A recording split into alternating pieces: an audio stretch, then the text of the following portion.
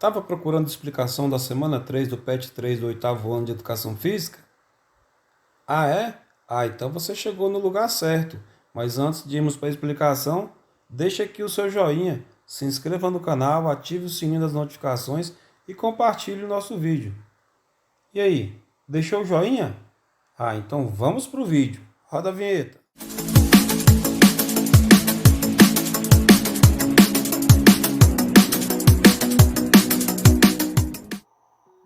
Chegamos então aqui na semana 3 do PET 3 de Educação Física do oitavo ano, onde nessa semana iremos estudar como unidade temática as práticas corporais de aventura.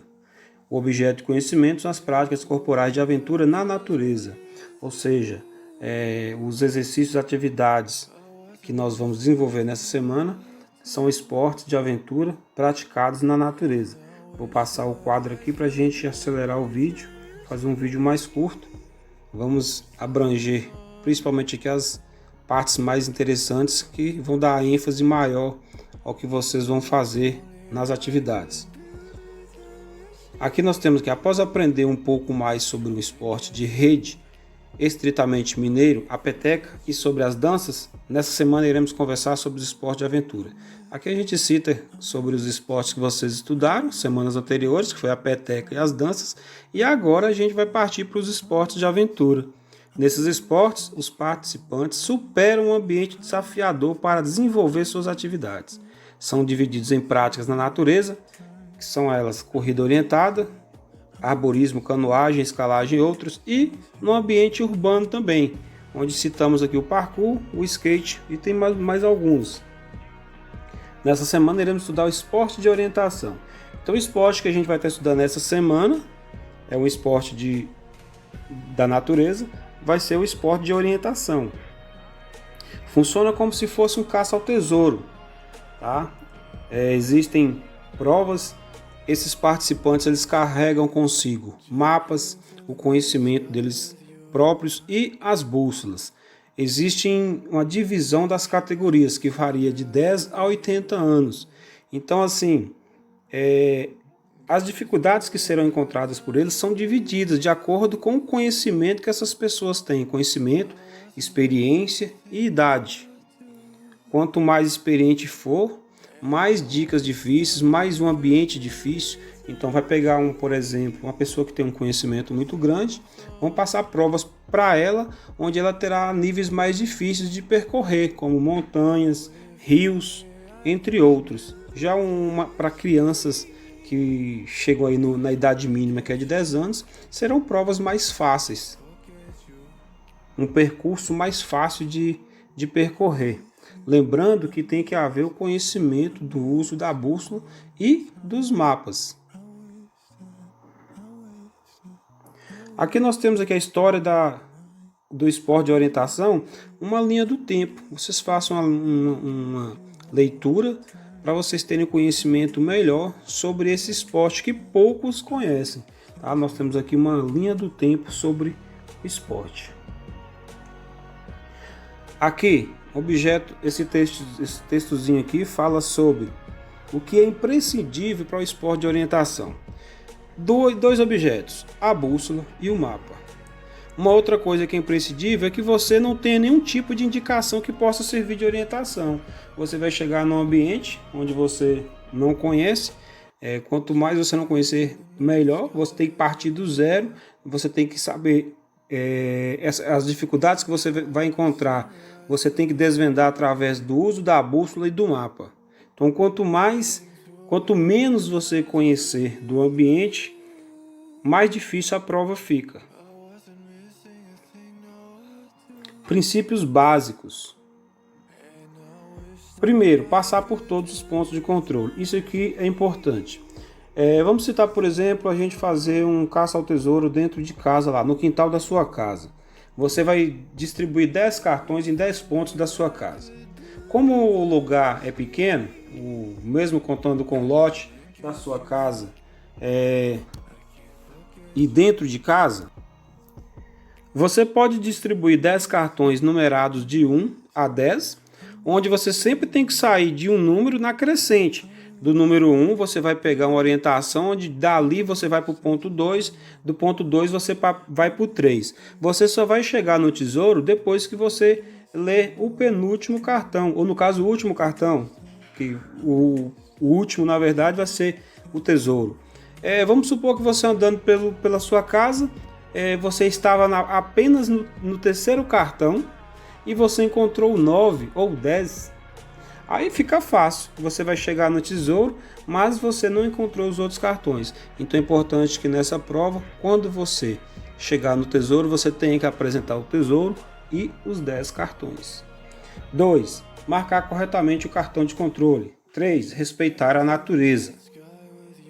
Nesse caso aqui, quando a gente vai realizar a prova na natureza, se for uma prova longa, onde você vai ter que se alimentar e às vezes você tenha levado alguns pacotes de alguma comida que você vai ter que consumir nessa viagem, nesse percurso, essas coisas têm que ser guardadas. Você vai guardar na sacola, deixar na sua mochila, nunca jogar esses objetos pela natureza. Isso aqui, quando se fala em marcar em respeitar a natureza, isso, tá, é um ponto que você tem que obedecer. Não deixar restos pela natureza, jogados ao chão. Cada esporte tem a sua característica própria que o distingue dos demais. A característica única do esporte de orientação é escolher e seguir a melhor rota, através de terreno desconhecido, numa luta constante contra o tempo. Aqui, movimente-se. Aqui vai pedir aqui um caça-tesouro para vocês prepararem em casa. O que vocês vão precisar? Material, papel, caneta, tesoura e tesouro. Tesoura e o tesouro. 1. Prepare um croquis ou mapa da sua casa ao tesouro. Para isso, você deverá observar o espaço onde vai brincar. Então, você vai observar os espaços da sua casa, você vai preparar esse mapa aí. Lembrando que você também pode praticar a caça ao tesouro sem um mapa. Dentro de casa pode usar sem um mapa. Você, para cada cartão que você colocar, você deixa uma dica. Por exemplo, no primeiro cartão que você colocar lá, a primeira dica que você dá, a pista é essa. É azedo, mas não é limão. Então o que tem na sua casa que é azedo, mas não é limão? Vamos supor que lá tem um pé de acerola. A pessoa vai lá no pé de acerola. Lá vai ter a segunda pista. Vamos supor que a segunda pista está escrita assim: 4 pernas em cima de 4 pernas, esperando 4 pernas não veio, 4 pernas ficou. 4 pernas ficou. O que ficou? Essa charada aí muita gente conhece, né? No caso seria uma mesa. Então percorre até a mesa lá da sua casa, lá deve ter uma terceira pista.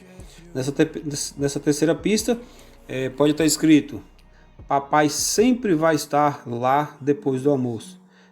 Para quem conhece seu pai, vamos supor que seu pai sempre depois do almoço vai lá para o sofá e tira aquele cochilo. Então são exemplos que eu estou dando para vocês que vocês podem colocar nas pistas, tá? Nesse caça ao tesouro que vai ser realizado dentro da sua casa.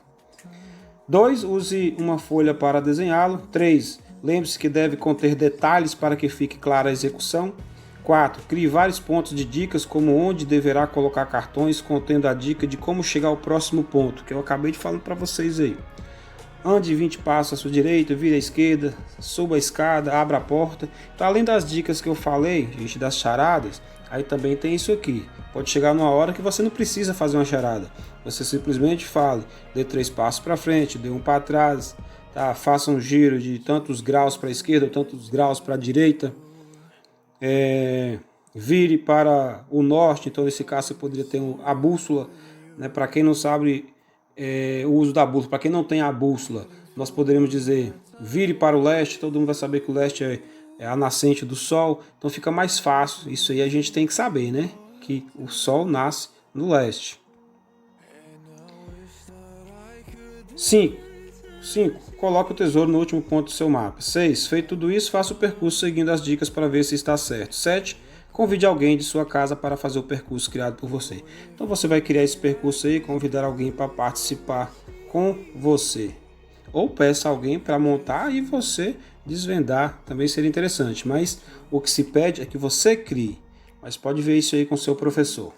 3. Registre em seu caderno como foi criar o mapa. Então você vai registrar no seu caderno aí quais foram as suas dificuldades, tá? Se você gostou ou não, achou interessante, foi difícil, alguém te ajudou, você conseguiu fazer sozinho. Então descreva isso aí no seu caderno. Saiba mais. Aqui tem um Saiba Mais.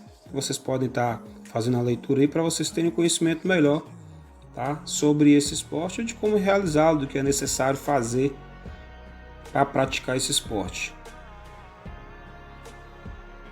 Fica a critérios seus de estar fazendo a leitura disso aqui. Bom, pessoal, é isso aí. A dica que deixo para vocês sobre esse esporte. É bem legal esse esporte, o caça-tesouro, muito bom. Eu vou deixar uma indicação para vocês aqui, mas você aí, criança, criança não, né? Oitavo ano, que vai estar lendo isso aqui, os meninos de 13 anos, peça a seus pais permissão para você assistir um filme 12 rounds, tá? Ele não é um caça ao tesouro, mas são rounds onde ele sai de uma pista sempre em busca da outra pista, de uma pista leva a outra, até chegar nas 12 pistas, por isso o filme chama-se 12 rounds. Filme interessante, se você já assistiu, se quiser deixar no comentário, deixa aí pra gente. Quem não tiver assistido, deixa aí essa dica para que você assista, com a permissão dos seus pais, porque o filme tem um pouco de violência. Valeu, pessoal, vou ficando por aqui, fiquem com Deus e até a próxima. Fui!